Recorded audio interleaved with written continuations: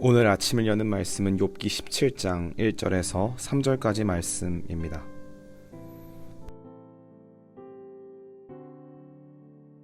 나의 기운이 쇠하였으며 나의 날이 다하였고 무덤이 나를 위하여 준비되었구나.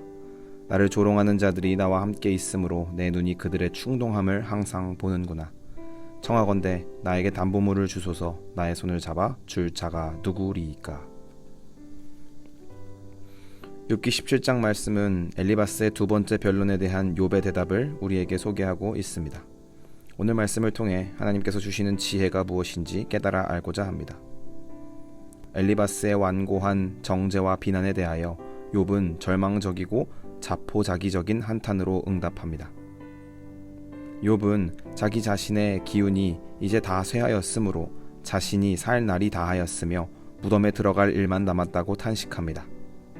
그 와중에 욥을 더 심란하고 무너지게 만드는 것은 욥을 조롱하고 정죄하는 자들이 욥에게 붙어서 터무니없는 비난을 하는 모습을 욥이 계속 지켜보고 있어야 한다는 사실입니다. 이러한 상황 속에서 욥은 3절 말씀에 청하건대 나에게 담보물을 주소서라고 말씀합니다. 이 말의 뜻은 욥은 지금 자신이 죄가 없다고 주장하고 있는데 하나님이 그 주장의 보증인이 되어달라는 뜻입니다. 지금 친구들에게 집중적으로 비난을 당하는 욥이 자신의 죄 때문에 고난을 당하는 것이 아님을 확신시켜주는 어떠한 단서를 달라고 요청하는 것입니다. 비록 지금 자신의 인생이 완전히 고난 가운데 있지만 이 고난이 욥의 죄로 인한 하나님의 심판이 아닌 것을 확인시켜 달라는 간청이었습니다. 그렇게 자신의 손을 잡아서 자신의 결백을 증거해 달라고 하였습니다. 또한 친구들이 더 이상 터무니없는 말로 난동을 부리는 것을 멈추게 해달라고 합니다. 이어지는 말씀에서 욥은 고통이 너무 심한 나머지 정신없이 횡설수설하는 모습을 보입니다. 이 상황 속에서도 여전히 신실하게 살기를 결단하는 모습을 보이다가도 갑자기 친구들에 대한 실망을 피력하며 더 이상 버티기 힘듦을 토로합니다. 빛이 비치고 있는 낮임에도 불구하고 벌써 어둠이 가깝다고 말할 정도로 염세적이고 비관적인 하루를 보내다 결국 죽기를 원합니다. 고난과 고통 속에서 빚어지는 끝없는 오해와 비난으로 인해 희망이 사라져서 죽음을 받아들이는 비참한 사람의 마음을 볼 수 있습니다. 오늘 말씀 속에서 욥의 모습을 보면 참으로 안타깝습니다. 고난과 고통만으로도 버거운데 주변 친구들의 조롱과 비난 그리고 마땅한 해결책을 찾을 수 없는 욥의 모습을 보면 답답합니다. 그래서 한편으로 드는 생각은 왜 이런 고통이 욥의 인생 속에 있어야 하는 건가 하는 의문도 생깁니다. 왜냐하면 성경에서 이야기가 나왔다는 것은 곧 우리의 이야기도 될 수 있기 때문입니다.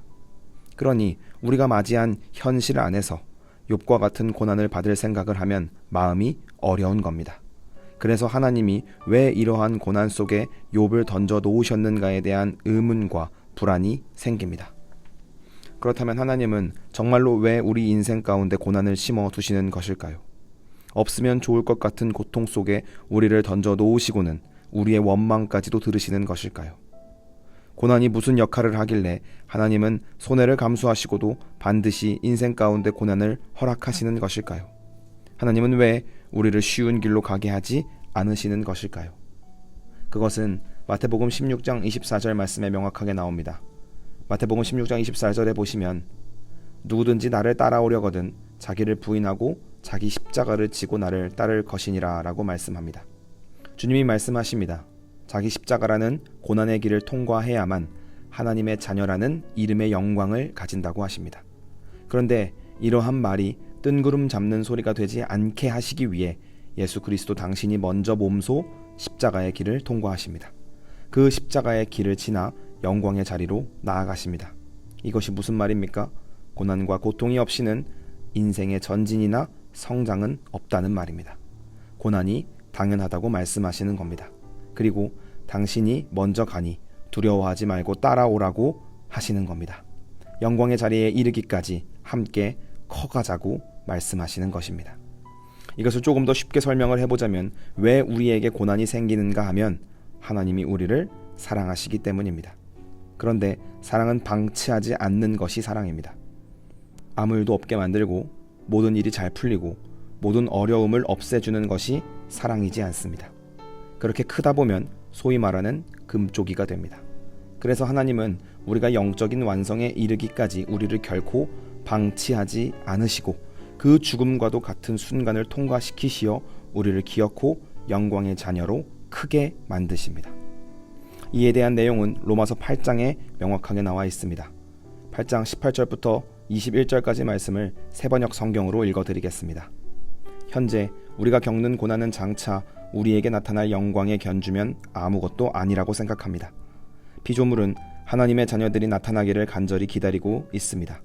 피조물이 허무에 굴복했지만 그것은 자의로 그렇게 한 것이 아니라 굴복하게 하신 그분이 그렇게 하신 것입니다. 그러나 소망은 남아 있습니다. 그것은 곧 피조물도 썩어짐의 종살이에서 해방되어서 하나님의 자녀가 누릴 영광된 자유를 얻으리라는 것입니다 라고 말씀합니다. 이 말씀을 통해 깨닫는 것은 믿음이 하나님의 자녀가 되는 유일한 조건이라면 고난은 하나님의 자녀로 완성되는 유일한 방법이라는 사실입니다. 오늘 말씀을 통해 중요한 사실을 깨달아야 하겠습니다. 오늘 우리들의 삶에 펼쳐진 이해되지 않는 고난이 있다고 한다면 어렵고 힘들고 억울하고 참담할 수 있겠지만 하나님이 우리를 자녀로 기르시고 인도하시는 과정임을 믿으시기를 소망합니다. 하나님은 우리를 중간 가정 없이 영적인 완성의 자리에 앉혀놓지 않으십니다. 실패하고 고난을 겪게 하시며 우리를 기르십니다. 다만 그 과정에서 우리를 견디게 하시고 우리의 편이 되어 주시어 당신의 영광된 자녀의 자리를 허락하십니다. 이 소망의 순간을 먼저 겪으신 예수 그리스도를 생각하며 이 어렵고 난처하지만 복된 신앙의 길을 걸어나가는 우리 모두가 되길 주님의 이름으로 간절히 소망합니다.